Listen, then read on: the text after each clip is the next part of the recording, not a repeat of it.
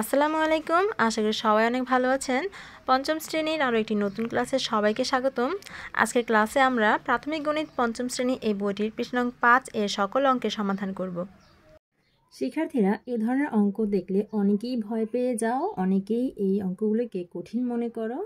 আজকে আমরা এমনভাবে এই অঙ্কটি সমাধান করা শেখাবো যাতে যে কেউ সমাধানটা বুঝতে পারো এবং যাদের কাছে অঙ্কটি কঠিন মনে হয় তারাও সহজেই অঙ্কটি সমাধান করতে পারো। তো এই অঙ্কটি হচ্ছে আমাদের এই সংখ্যাটি আর এই সংখ্যাটি গুণ করে এরকম ফলাফল হবে, কিন্তু এখানে যে সংখ্যাটি গুণ করতে হবে সংখ্যাগুলোর মধ্যে কিছু খালি ঘর আছে।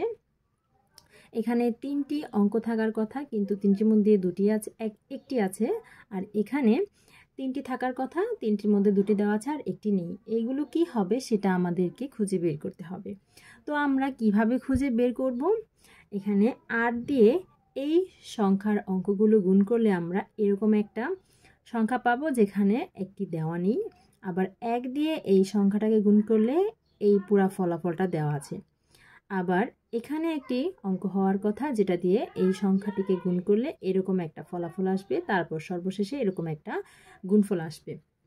এখানে খেয়াল করো আমরা কোথা থেকে শুরু করলে এই অঙ্কটা খুব সহজেই করে ফেলতে পারি। 8 দিয়ে এই সংখ্যাটাকে গুণ করলে এরকম ফলাফল আসবে, এখানে একটি দেওয়া নেই।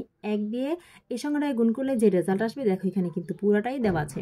তো আমরা খুব সহজেই একদম 1 দিয়ে এই সংখ্যাটাকে গুণ করলে যে এটা আসে এখান থেকেই আমরা কিন্তু বের করে ফেলতে পারি এখানে কি কি হবে। 1 দিয়ে কাকে গুণ করলে আমরা 8 পাই, 1 দিয়ে 8কে গুণ করলে 8 পাই, তাই না? 1 দিয়ে 8কে গুণ করলেই শুধু 8 পাই, আর কোনো অঙ্ক নেই যাকে 1 দিয়ে গুণ করলে আমরা 8 পাবো, শুধুমাত্র 8ই আছে। তার মানে এখানের সংখ্যাটা আমরা বুঝতে পেরেছি 8 হবে। তারপর 1 দিয়ে কোন অঙ্ককে গুণ করলে আমাদের 2 হবে? 1 দিয়ে একটি অঙ্কই আছে যাকে গুণ করলে 2 হবে, সেটা হচ্ছে 2। 2 একে 2, তাই না? এখন উপরের প্রত্যেকটা অঙ্ক আমরা বসাতে সক্ষম হয়েছি। দেখো 1 দিয়ে 228 গুণ করলে 228 হয়, এটা মিলে গিয়েছে। এখন আমরা 8 দিয়ে এই সংখ্যাটাকে গুণ করলে এই সংখ্যাটা পাবো। এখন 8 দিয়ে গুণ করে ফেলি। 8 8 64, 64 4 লেখা আছে, হাতে থাকে 6। এবার 8 দিয়ে 2কে গুণ করলে 8 দুগুণে 16, 16 আর 6 কত হয়? 17, 17 18 19 20 21 22, 22 হয়। 22-এর 2 হাতে থাকে 2, 8 দুগুণে 16, 17 18, এখানে 18 লেখা আছে। এটা দেখেছো কিভাবে একদম সহজেই আমরা 3টা শূন্যস্থান অলরেডি পূরণ করে ফেলেছি। বাকি আছে এখানে একটা, আর এখানে এগুলো তো সব শেষে আমরা যোগ করতে পারবো। এখন কোন অঙ্ক দিয়ে এই সংখ্যাটাকে গুণ করলে আমরা এরকম ফলাফল পাবো? দেখো এখানে আছে 8, আর এখানে কি বসালে আমরা এখানে 4 পেতে পারি? দেখো 8-এর নামটা তাহলে পড়ি। 8 একে 8, 8 দুগুণে 16, 3 8 24, অর্থাৎ 8-এর সাথে যদি আমি একবার 3 গুণ করি তাহলে আমি 24 পাই, যেখানে একক স্থানীয় অঙ্ক হচ্ছে 4, এখানে 4 হওয়ার একটা সম্ভাবনা আছে। আবার 8-এর নামটাতে আরও একটা সংখ্যা আছে, সেটা কি? 8 8 64, অর্থাৎ 8-এর সাথে যদি আমি 8 গুণ করি তাহলেও 64 হয়, যেখানে একক স্থানীয় অঙ্ক হচ্ছে 4, অর্থাৎ আমাদের একক স্থানের অঙ্কটা 4 হওয়ার একটা সম্ভাবনা আছে। তাহলে আমরা এখানে 3 বসাবো নাকি 8 বসাবো সেটা বুঝবো কিভাবে? পরের গুণফলটা আমরা খেয়াল করি। যদি এখানে আমি 3 বসাই তাহলে এই 3 দিয়ে 2কে গুণ করতে হবে, 3 দুগুণে 6। আচ্ছা, এখানে যদি 3 বসাই 3 8 24, 24-এর 4 হবে, হাতে থাকে তখন 2। 3 দিয়ে যদি 2কে গুণ করি 3 দুগুণে 6, আর 2 যোগ করলে 7 8, কিন্তু এখানে কি 8 মিলে? মিলে না। আর এখন যদি আমরা 8 বসিয়ে এখানে ট্রাই করি, এখানে 8 বসালে 8 8 64, 64-এর 4, হাতে থাকে 6, তারপর 8 দিয়ে 2কে গুণ করলে 8 দুগুণে 16, আর 6 যোগ করলে কত হয়? 16 17 18 19 20 21 22, তখন 22 হয়। 22-এর 2 দেখছো মিলে যাচ্ছে। তারপর হাতে থাকে আবারও 2, তারপর 8 দিয়ে 2কে গুণ করলে 8 দুগুণে 16, আর 2 17 18, এই দেখো মিলে যাচ্ছে। তার মানে এখানে আমরা বুঝতে পারলাম এখানে 8 হবে। এখন আমরা সবগুলো খালিঘর পূরণ করে ফেলেছি। এখন তো শুধু যোগ করলেই আমরা এই খালিঘরগুলো সহজেই পূরণ করে ফেলতে পারি। এখানে 4 আছে, 4 2 আর 8 যোগ করলে 10, 10-এর 0, হাতে থাকে 1, 8 আর 2 যোগ করলে 10, 10 আর 4 14, 14 আর 1 15, 15 5 হাতে থাকে 1, 1 আর 2 3, 3 আর 2 5, 5 আর 1 6 আর এখানে 8, এখানে 1। দেখেছো কত সহজে আমরা খুব চালাকি করে এই অঙ্কটা সমাধান করতে পেরেছি। আশা করি কিভাবে এই অঙ্কগুলো সমাধান করতে হবে চালাকি করে তোমরা সেই জিনিসটা বুঝতে পেরেছো। আর সামনে থেকে এই ধরনের অঙ্ক পেলে ভয় পাবে না। এরপরে এ ধরনের আমি আরও কিছু অঙ্কের সমাধান করব, তো চলো আমরা করতে থাকি। এর পরের অঙ্কটি হচ্ছে এমন, যেখানে প্রথম সংখ্যাটা পুরোপুরি দেওয়া আছে, দ্বিতীয় সংখ্যার একটি অঙ্কও দেওয়া নেই, আর নিচে এরকম দেওয়া আছে। এখন তাহলে আমাদের এখান থেকে শুরু করি। এখানে যে অঙ্কটি হতো সেটা দিয়ে আমরা যদি এই শূন্যকে এই সংখ্যাটিকে গুণ করি তাহলে এই রেজাল্ট হবে। তাহলে এখান থেকে এখানে কিন্তু পুরো রেজাল্টটা দেওয়া আছে, তাহলে এখান থেকে আমরা শুরু করতে পারি। তাহলে এখানে কত দিয়ে শূন্যকে গুণ করলে শূন্য হবে, শূন্য দিয়ে যে কোনো সংখ্যাকে গুণ করলে শূন্য হবে। আচ্ছা, এর পরেরটা দেখি, এখানে 1কে কত দিয়ে গুণ করলে 9 হবে। এটা তো একটাই রেজাল্ট আছে, সেটা হচ্ছে 9। 1কে 9 দিয়ে গুণ করলে আমরা 9 পাবো। আচ্ছা, তাহলে এখানে আমরা 9 লিখতে পারি। আমরা শিওর হয়ে গেলাম যে এখানে 9 হবে, কারণ 9 দিয়ে শুধুমাত্র 1কে গুণ করলেই আমরা 9 পাই, তাই না? এখন 9 দিয়ে 5কে গুণ করলে 5 9 45। দেখেছো, মিলে গেছে। এরপর খেয়াল করো, এই অঙ্কটি দিয়ে এই সংখ্যার প্রত্যেকটি অঙ্ককে গুণ করলে এই সংখ্যাটা পাবো, কিন্তু এখানে বেশিরভাগ সংখ্যাই নাই, শুধুমাত্র একটা সংখ্যা আছে। আচ্ছা, এর পরেরটাতে এই অঙ্কটা দিয়ে আমরা এই সংখ্যাটাকে গুণ করলে এই গুণফলটা পাবো। এটা কিন্তু করাটা সহজ হবে, কারণ এখানে বেশিরভাগ অঙ্ক দেওয়া আছে, শুধুমাত্র একটি দেওয়া নেই। তো প্রথমে আমরা এটা করি। এখানে কোন অঙ্ক দিয়ে শূন্যকে গুণ করলে শূন্য হবে? যে কোনো সংখ্যাকেই শূন্য দিয়ে গুণ করলে শূন্য হয়। এর পরেরটা খেয়াল করি, এখানে 1কে কি দিয়ে গুণ করলে 7 হবে? এটা তো অ্যান্সার শুধুমাত্র একটাই আছে, 1কে 7 দিয়ে গুণ করলেই শুধুমাত্র 7 হবে, তাই না? তাহলে আমরা এখানে একদম শিওরভাবে 7 লিখতে পারি, কারণ শুধুমাত্র 7 দিয়েই 1কে গুণ করলে আমরা 7 পাই। এরপর 7 দিয়ে 5কে গুণ করলে 5 7 35। এই যে দেখো 5 আছে, এখানে আমরা 3 দিলেই মিলে যাচ্ছে। দেখো, এরপরটা আমরা খুব সহজেই করে ফেলতে পেরেছি, কারণ এখানে অল্প কিছুই খালি ঘর ছিল। এখন আমরা যদি এখানে কোন অঙ্কটা হবে সেটা বের করতে যাই, তাহলে এই অঙ্কটা দিয়ে এই সংখ্যাটা গুণ করলে এই রেজাল্টটা হয়, কিন্তু এখানে বেশিরভাগ অঙ্কই দেওয়া নেই, এটা বের করা এখনও কঠিন। তাহলে আমরা এটা পরে বের করি। আগে এই যে যোগফল, দেখো সবগুলোই দেওয়া আছে, যেখানে বেশি দেওয়া আছে কম দেওয়া নেই সেই জায়গাগুলো নিয়ে তোমরা আগে কাজ করবে, তারপরে যেখানে বেশি দেওয়া নেই কম দেওয়া আছে সেটা পরে করবে, তাহলে এই জিনিসটা সহজ হয়ে যাবে। তো এখানে আমরা যদি যোগফল মিলাতে চাই, 0 0 আছে, 9-এর সাথে কত যোগ করলে 9 হবে?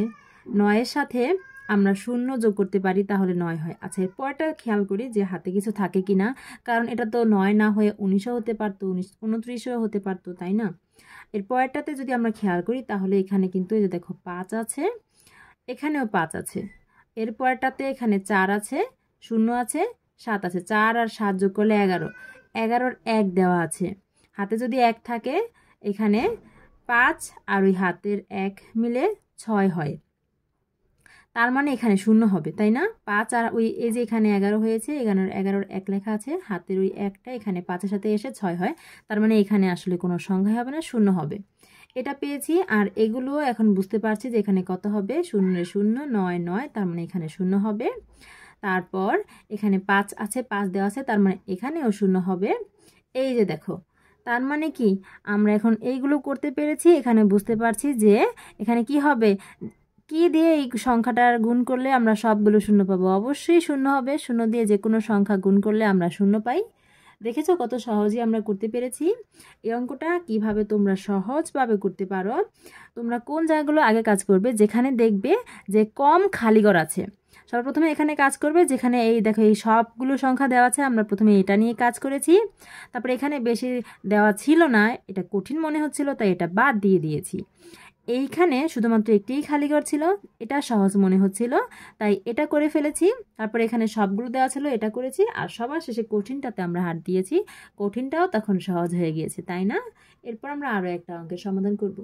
এবার এই অঙ্কটাতে খেয়াল করো, এখানে দুটি সংখ্যা গুণ করতে হবে, গুণ করলে ফলাফল এমন হবে। দুটি সংখ্যার মধ্যে প্রথমটার দুই অঙ্ক বিশিষ্ট, যার একটি অঙ্ক দেওয়া নেই, এখানেও একটি অঙ্ক দেওয়া নেই।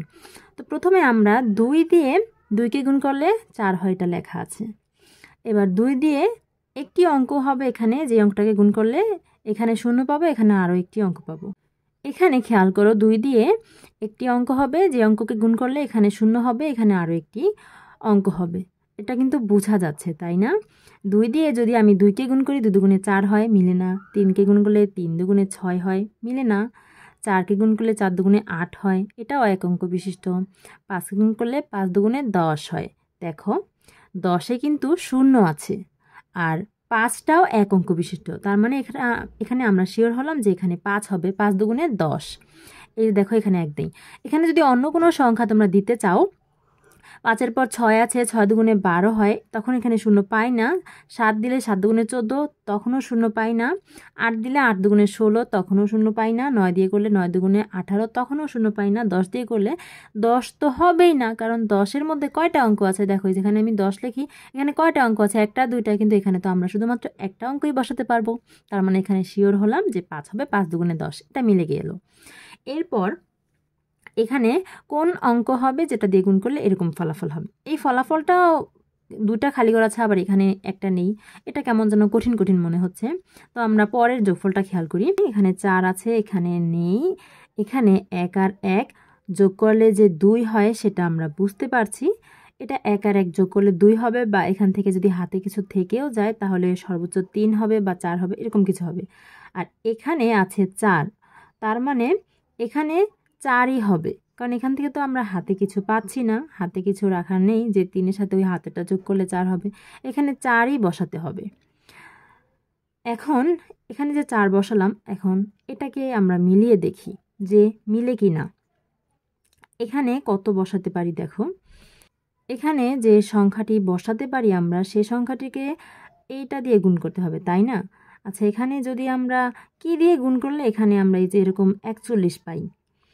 যদি 5কে আমি 8 দিয়ে গুণ করি, তাহলে 5 8 40, তখন আমাদের এই 41-এর কাছাকাছি যাওয়ার একটা সম্ভাবনা আছে।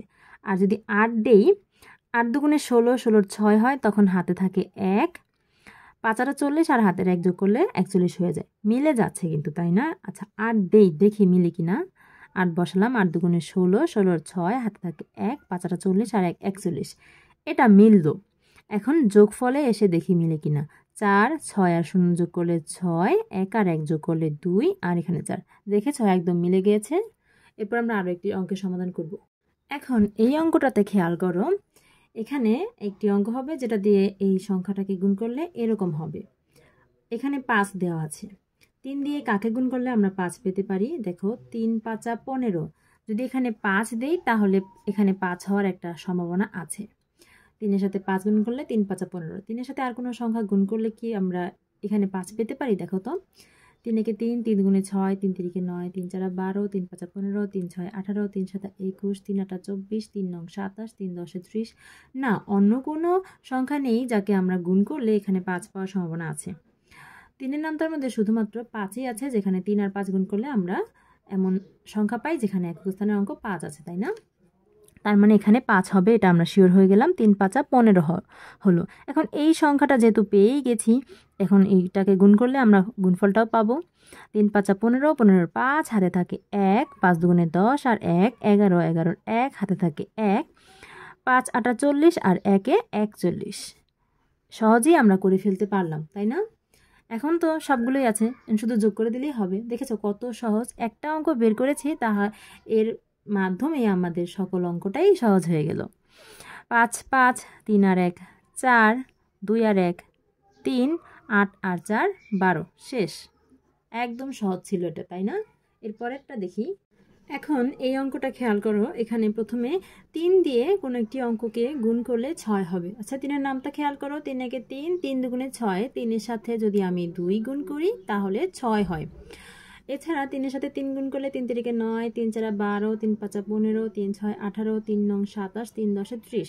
দেখো, 3-এর সাথে 9 পর্যন্ত অঙ্কগুলো গুণ করলে শুধুমাত্র 3-এর সাথে 2 গুণ করলেই 6 পাই, আর একটিতেও 6 আসে না, বা কোনো একটিও সংখ্যা আমরা পাই না যেটার সাথে গুণ করলে এমন কোনো সংখ্যা পাবো যেটার একক স্থানীয় অঙ্কে 6 হবে। তাহলে শুধুমাত্র 3-এর সাথে 2 গুণ করলেই আমরা 6 পাই। এই যে এখানে 6 মিলানোর জন্য, তাহলে 3-এর সাথে আমরা এখানে 2 শিওর হয়ে গেলাম যেখানে 2 হবে। 3 দুগুণে 6।